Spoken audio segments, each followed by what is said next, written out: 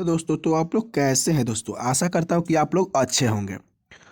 और दोस्तों, इसके पहले वाला अगर आपने वीडियो नहीं देखा है तो डिस्क्रिप्शन में लिंक दिया गया है, उसको जाकर देख लीजिएगा। मैंने पार्ट 1, पार्ट 2, पार्ट 3 करके जो है इसका छोटा छोटा वीडियो बनाया है, ताकि जो है आपको कोई भी जो है बोरिंग सा फील ना हो, क्योंकि यह है अर्थव्यवस्था। चलिए, कल तक जो है मैंने आपको क्रेडिट कार्ड, डेबिट कार्ड, इस सब के बारे में तो पढ़ा चुका था। आज मैं आपको बताऊंगा कि राष्ट्रीय आय क्या है। राष्ट्रीय आय देखें दोस्तों, चलिए।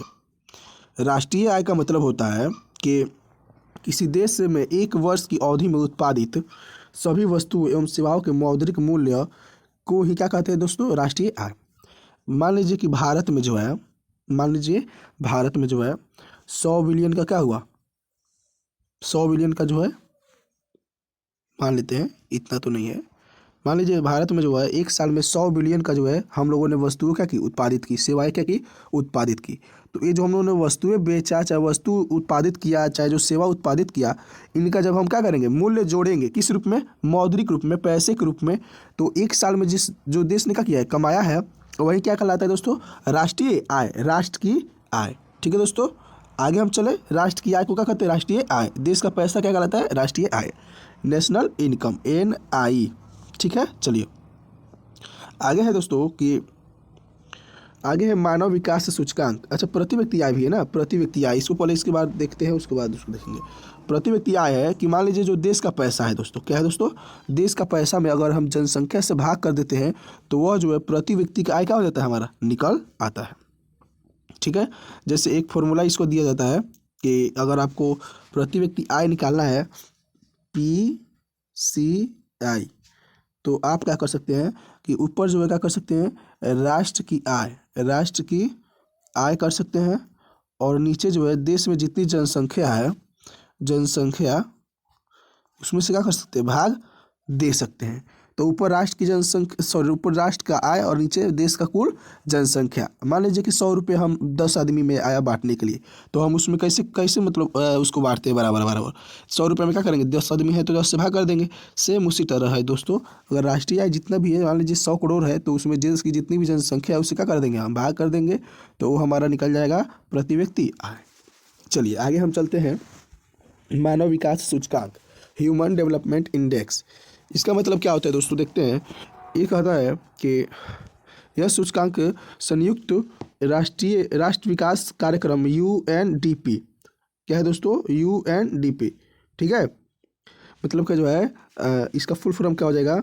यूनियन नेशनल डेवलपमेंट प्रोजेक्ट हो सकता है, चाहे प्रोग्राम, द्वारा जो है महबूब उल हक के निर्देशन में तैयार किए गए थे। तो पूछा जाएगा कि बताइए, मानव विकास सूचकांक किसके निर्देशन में, किसके देख रेख में जो है उसको तैयार किया गया था? तो महबूब उल हक के। ये किसका नाम है भाई? महबूब उल हक के निर्देशन में जो है इसको तैयार किया गया था। HDI, human development index. आगे देखते हैं, इसका फुल फॉर्म दे देते हैं हम आपको कि जो इसका फुल फॉर्म है, पहला है कि एच डी आई का तो ऊपर दिया ही गया है। एच से क्या होगा, ह्यूमन डेवलपमेंट इंडेक्स, और HDR का मतलब है ह्यूमन डेवलपमेंट रिपोर्ट। ठीक है, चलिए एक HDI का साधारण सा बात है, इसको देख लेते हैं कि HDI का मतलब होता है कि उसमें क्या होना चाहिए, जीवन आशा सूचकांक, शिक्षा प्राप्ति सूचकांक, जीवन स्तर का जो है सूचकांक। मतलब कि जो जीवन आशा का जो उसमें क्या है, जो जीवन आशा होना चाहिए, इस HDI के जब मापा जाता है, HDI के आधार पर लोगों का, तो जीवन आशा मापा जाता है, और क्या नापा जाता है, शिक्षा प्राप्ति और उनके जीवन स्तर को मापा जाता है। ठीक है दोस्तों, 2004 में जो है दोस्तों एक जनगणना हुआ था, जिसमें जो है भारत जो है HDI के क्रम में जो है 126वें नंबर पे था। किस नंबर पे था भाई? 126वें नंबर पर 2004 में। चलिए आगे देखते हैं। राष्ट्रीय मानव विकास रिपोर्ट, ये है राष्ट्रीय विकास मानव रिपोर्ट, ये ना, राष्ट्रीय मानव विकास रिपोर्ट। इसमें कहता है, इसका फुल फॉर्म है national human development report, NHDR। ठीक है दोस्तों, UNDP के मानव की विकास की तर्ज पर भारत की पहली मानव विकास रिपोर्ट कब तैयार की गई? 23 अप्रैल 2002 में जारी किया गया था। ठीक है दोस्तों, चलिए 2002 में आगे देखते हैं। बीमारू क्या दिखाया है दोस्तों?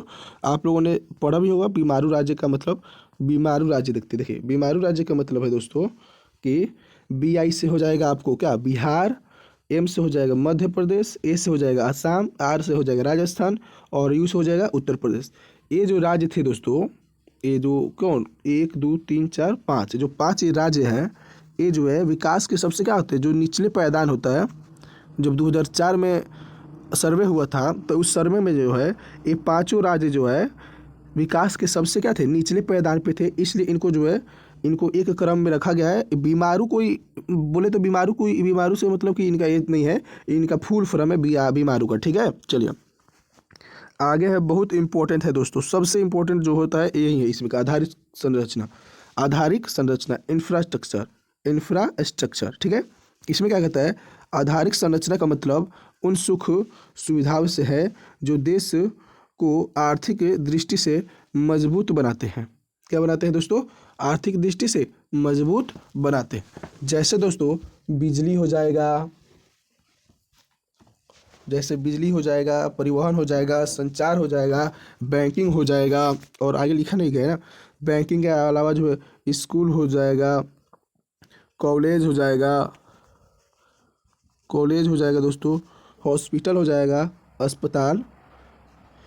अस्पताल हो जाएगा, और संचार हो जाएगा, संचार दे दिए ना। ये सभी जो है मान लेते आदि, इतना जो भी मतलब देश को क्या हो विकास में सहयोग करे, वह सभी तत्व क्या कहलाएगा, आधारिक संरचना। क्या कहलाएगा दोस्तों, आधारिक संरचना।